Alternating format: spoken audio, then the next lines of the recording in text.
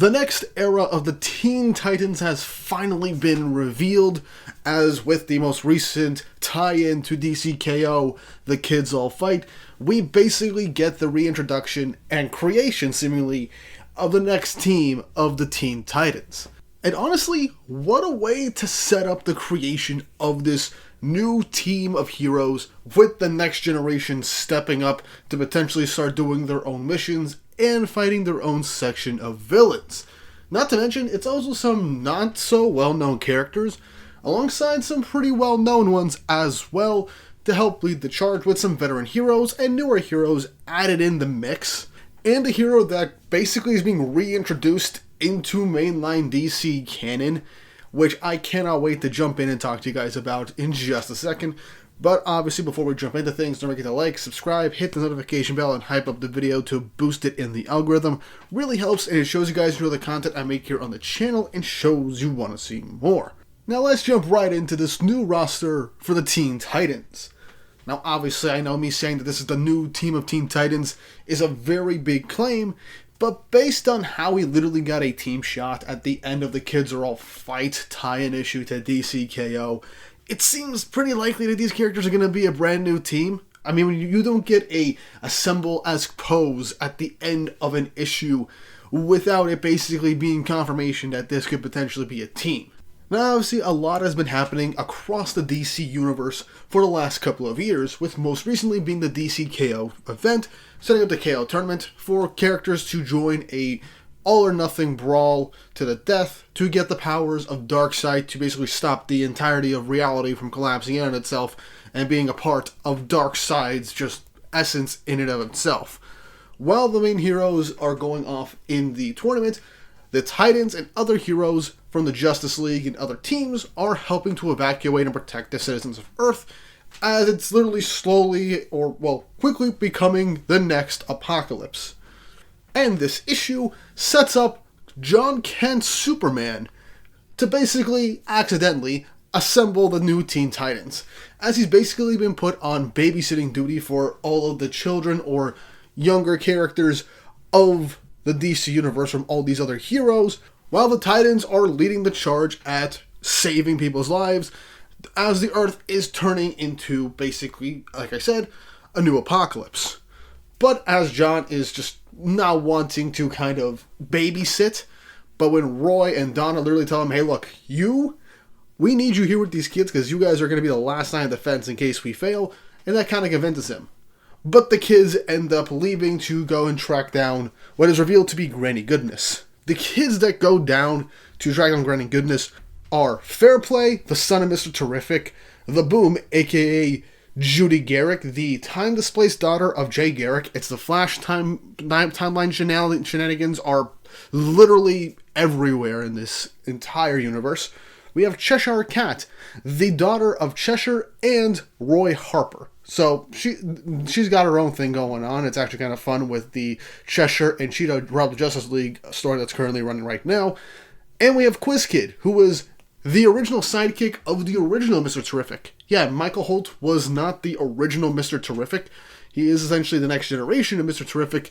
And Quiz Kid was essentially his sidekick, but he was, like Judy Garrick, time displaced. So a lot of things are going on. But as these young heroes go and track down Granny Goodness, they are confronted with her newly created Furies, which include 3 heroes basically being controlled by Granny Goodness. We got Thunderheart, aka Irie West, the daughter of Wally West, the third Flash, and the current Flash of the DC Universe, who is outside of the KO tournament with his own stuff going on with Impulse in the DC tournament. We have the latest Wonder Girl, Yara Flor, one of the Brazilian Amazon, the Brazilian Wonder Woman from a tribe of Amazons in Brazil. That's a whole thing that I actually haven't read much of, so I'm going to have to read up on that to potentially give more details on her in the future.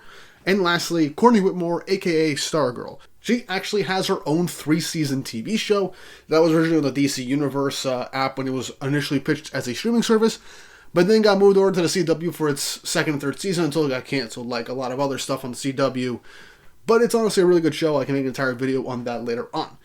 But as these Furies end up basically capturing all the kids except for Fairplay, who manages to get away, John basically goes to find help to try and locate them and rescue them before Roy comes back with a kryptonite arrow to kind of shoot John for losing his daughter. He manages to get Cassandra Cain, Batgirl, to join him in finding the kids. When they boom tube over to Earth, they find Fair Play, and the three of them come together to go and fight Granny Goodness and to rescue the kids. A good piece of information that is iterated in this issue is that Granny Goodness actually kidnapped Fair Play a long time ago and raised him on Apocalypse to try and turn him into a fury of hers, until recently he got brought back and is now with the heroes, obviously, with his parents, so that is good. But Granny Goodness isn't there for Fair Play, her former quote-unquote child or future fury in the making. She's there for a different meta-human whose power she will need to increase her machines and their brainwashing and everything, and to basically control everybody, to be Darkseid's thralls, essentially, and loyal subjects and soldiers.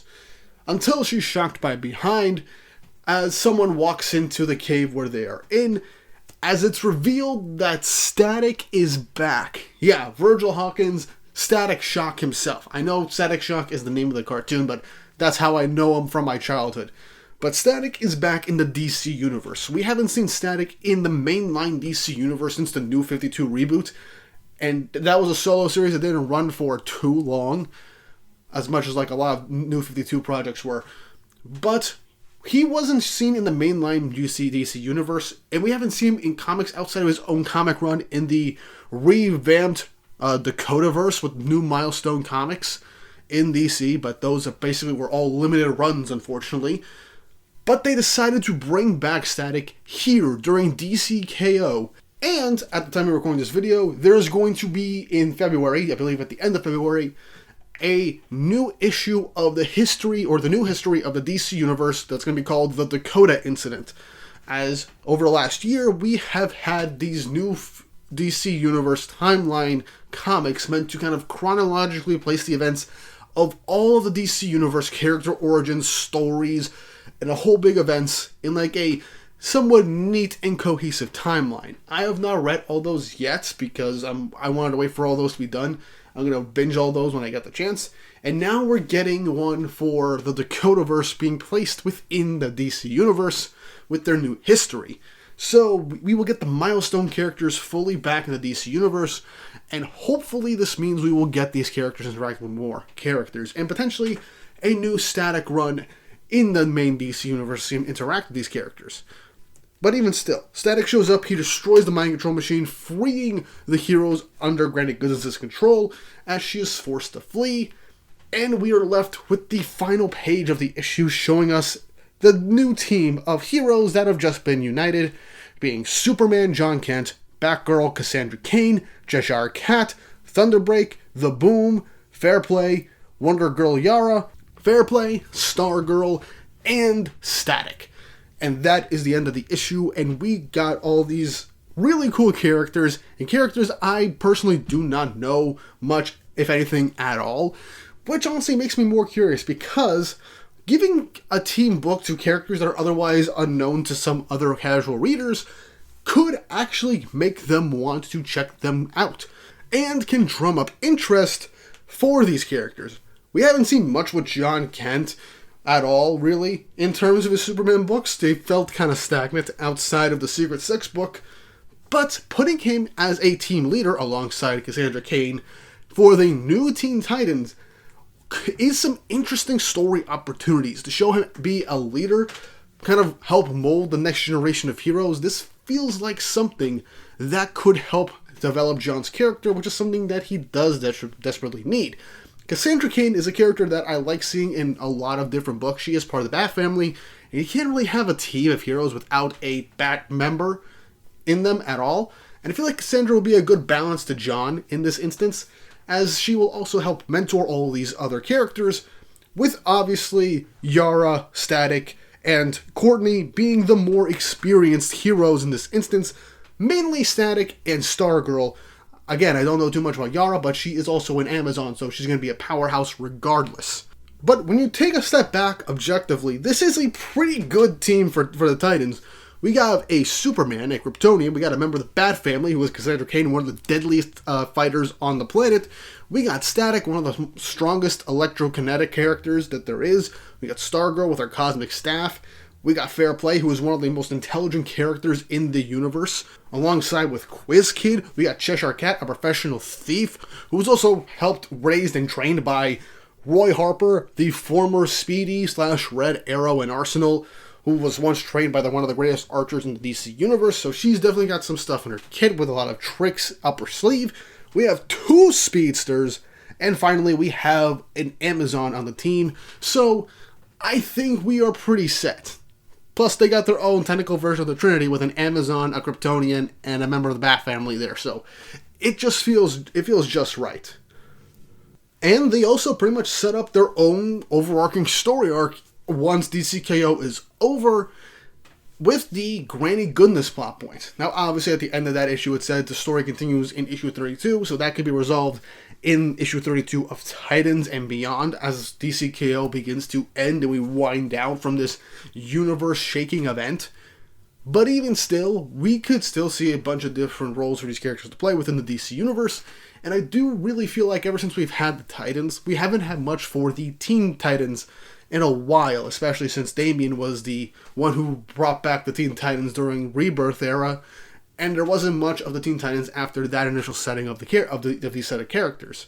So I'm hoping now, with all these characters literally being teenagers in their early to late teens, it feels like a good opportunity to give underappreciated characters that haven't had their own screen time or books in a while some more emphasis to their characters. Plus, Cassandra Cain Batgirl has been having her ongoing book, and she's getting relaunched during the Next Level initiative. I don't think it's going to be a Next Level book. It might be. But she's also getting her own solo book, so that could also help as well. But either way, this is exciting, and I really do hope this ends up becoming a book later down the line. Because these characters have the potential throughout this issue to potentially be a fun new iteration of the Teen Titans for the next generation. Because we haven't really had that, like I said, and I would really like to see it. But let me know what you guys think in the comment section down below. Do you think that this team that we got at the end of this big tie-in comic could be the next era of the Teen Titans and could introduce some pretty interesting stories? Are you excited that Static is back in the main DC universe, and are you going to read the Dakota incident for the new History of the DC Universe comic for the Dakota incident that's coming out? I'm definitely going to read that. And I might end up doing some videos on Milestone characters in the future, because I've been meaning to get into them as well, outside of Static. Because Milestone is an interesting case, and I feel like more people are going to have to check that out. And last thing for the Teen Titans team, anything to give John Kent some more character development and spotlight. Because it feels like they've kind of been twiddling their thumbs with what they want from him to do, especially since the Reign of Superboys event is supposed to come out this year, and it's probably going to de-age him. So I wonder what that's going to do with it. And more Cassandra Cain is always great. But let me know your thoughts and opinions in the comment section down below. And with all that said and done, I hope you all have an awesome day.